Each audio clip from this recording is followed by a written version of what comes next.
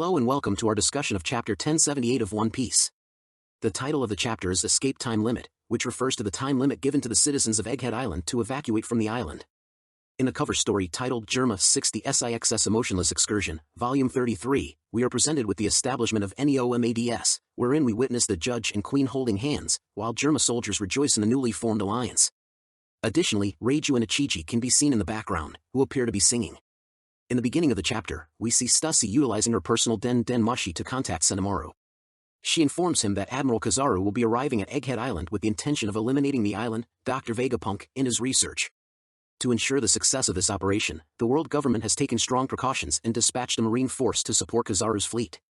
The world government has discovered that the findings of Vegapunk's research are of greater importance than the discoveries made at O'Hara. Unlike O'Hara, Egghead Island possesses a defense force, which adds to the complexity of the mission. It is imperative that Kizaru's fleet operates smoothly to achieve the desired outcome. The world government is deploying their forces far beyond the scope of a typical buster call for Egghead Island. As a result, the residents of the island are evacuating in large numbers to safeguard themselves. The chapter then shifts its focus to Frankie's group, where we witness Frankie's partial paralysis due to S-Snake's ability, although he is still able to communicate.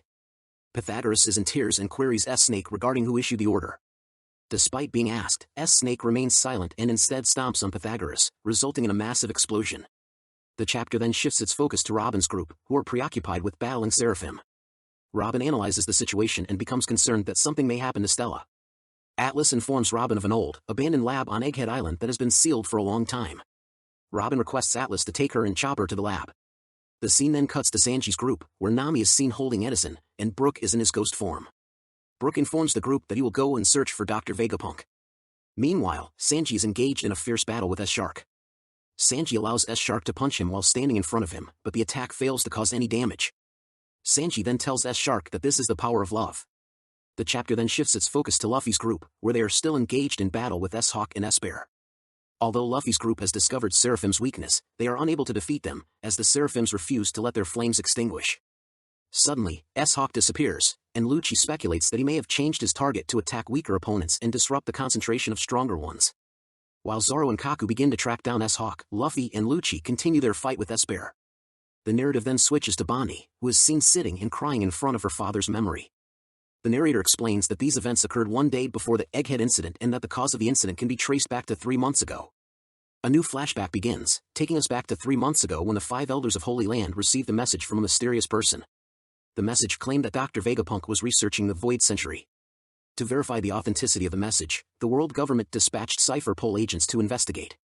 However, upon their return, the agents mysteriously vanished, and no evidence of the research was found. Shortly after this, the mysterious person contacted Mary Geos again and demanded to speak directly with the 5 Elders. Following this conversation, the 5 Elders became convinced of Vegapunk's betrayal and ordered CP0 to assassinate him.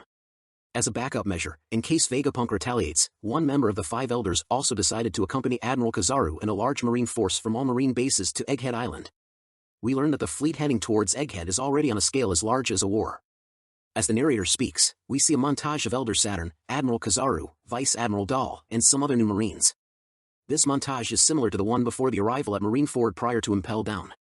The narrator says that the conclusion of the Egghead incident on the next day will shock the entire world in a way that no one has imagined. At the end of the chapter, the identity of the traitor was revealed. In the last double page, the traitor, one of Vegapunk's assistants named York, appears in front of Stella. She wears a similar cute smiling expression that we have seen in previous chapters, but it seems more creepy now. York talks to Stella and tells him that she is going to become a celestial dragon. Stella is shocked to hear this and asks her if she didn't see all the despicable things that the celestial dragons do when they went to the Holy Land. He asks why she wants to be such a despicable human being. York replies that this is what Shaka would have said if he were alive.